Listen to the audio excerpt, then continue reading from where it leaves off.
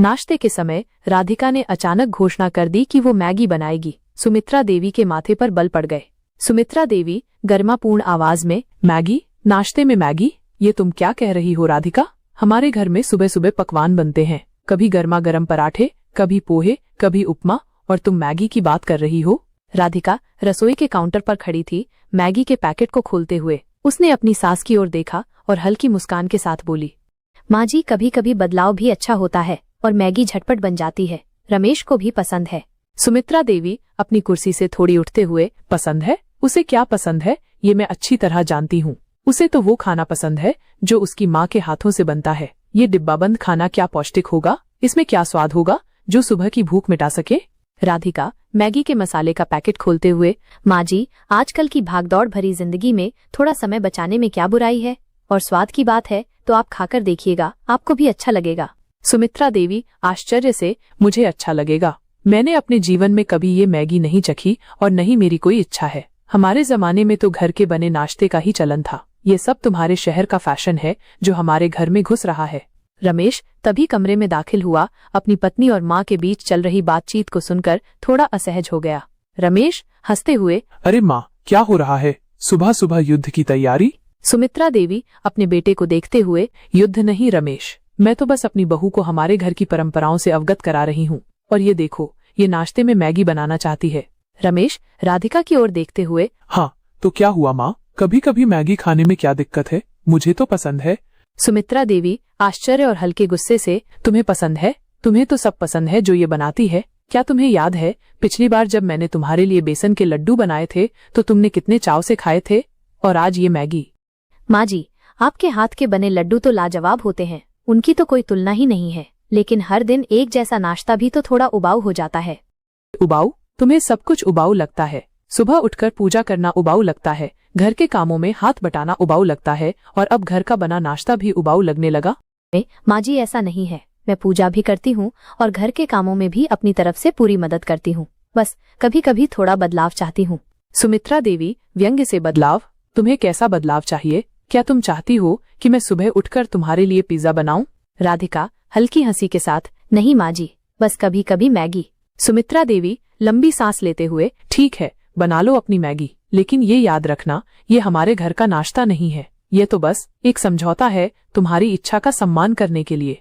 राधिका ने मैगी बनाना शुरू कर दिया। रसोई में उबलते पानी और मसाले की खुशबू फैलने लगी। सुमित्रा देवी अपनी जगह पर बैठी रहीं। उनके चेहरे पर अभी भी असंतोष के भाव थे। रमेश ने अपनी माँ के पास जाकर उनके कंधे पर हाथ रखा।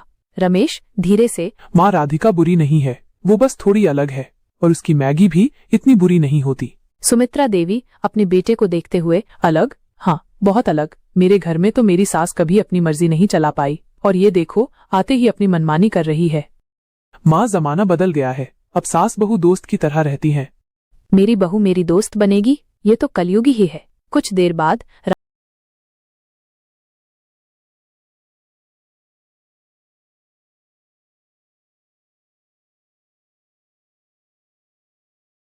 बाद राधिका ने 3 प्लेटों में मैगी परोसी और डाइनिंग टेबल पर रख दी। राधिका प्यार से, माँ जी, रमेश जी, आइए नाश्ता कर लीजिए। सुमित्रा देवी अनिच्छा से उठी और टेबल पर आकर बैठ गईं। उन्होंने मैगी की प्लेट को ध्यान से देखा। रंगीन सब्जियां और मसाले की खुशबू उन्हें थोड़ी आकर्षित कर रही थी, लेकिन उनका मन अभी भी संशय में था। सुमित्रा देवी संकोच से, यह कैसे खाते हैं? राधिका ने मुस्कुराकर उन्हें तरीका बताया। सुमित्रा देवी ने धीरे से एक कांटा भरकर मैगी अपने मुंह में डाली। उनकी आंखें थोड़ी चौड़ी हो गईं। सुमित्रा देवी हैरानी से, यह तो स्वादिष्ट है। राधिका और रमेश एक दूसरे को देखकर मुस्कुराए। मैंने कहा था ना माँ जी। लेकिन ये तो बस एक बार की बात है, हर रोज मैं ये डिब्बा बंद खाना नहीं खाऊंगी। जी माँ जी, जैसा आप कहेंगी।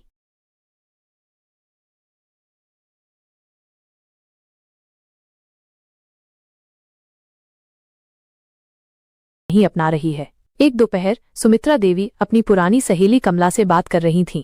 सुमित्रा देवी, क्या बताऊं कमला, मेरी बहू तो बिल्कुल अलग निकली। शहर से आई है ना, तो अपने ही रंग में रंगी हुई है। क्या हुआ, कुछ गड़बड़ है क्या? गड़बड़ तो क्या कहूँ, लेकिन उसकी आदतें थोड़ी अजीब हैं। सुबह सुबह मैगी बनाती है। हमारे घर में तो कभी किसी ने नाश्ते में मैगी नहीं खाई। अरे मैगी तो आजकल बच्चे भी खाते हैं, इसमें क्या बुराई है?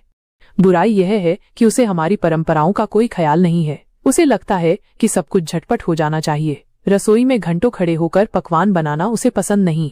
देखो सुमित्रा, जमाना बदल गया है। आजकल की लड़कियां पढ़ी लिखी हैं और अपने तरीके से जीना चाहती हैं। तुम्हें थोड़ा उदार होना पड़ेगा। उदार? मैं तो हमेशा से उदार रही हूँ, लेकिन अपनी बहू से थोड़ी तो उम्मीद रखूंगी कि वो हमारे घर के तौर तरीकों को समझे। उधर राधिका भी अपनी सास को समझने की कोशिश कर रही थी। उसे पता था कि सुमित्रा देवी के मन में उसके लिए स्नेह है, लेकिन उनकी चिंताएं और अपेक्षाएं अलग हैं।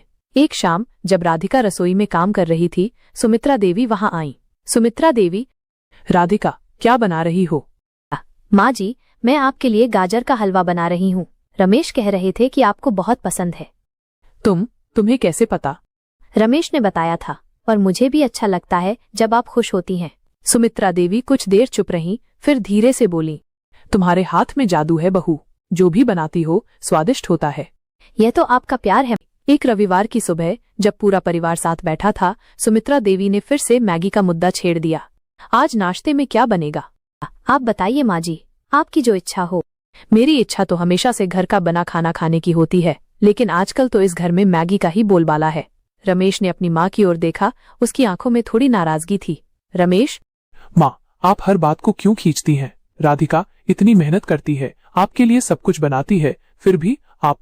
हाँ, बनाती है। क्या बनाती है? कभी मैगी, कभी कुछ और झटपट वाला। क्या उसे हमारी परंपराओं की कोई परवाह नहीं है? क्या उसे नहीं पता कि इस घर में सुबह उठकर रसोई में क्या बनता था?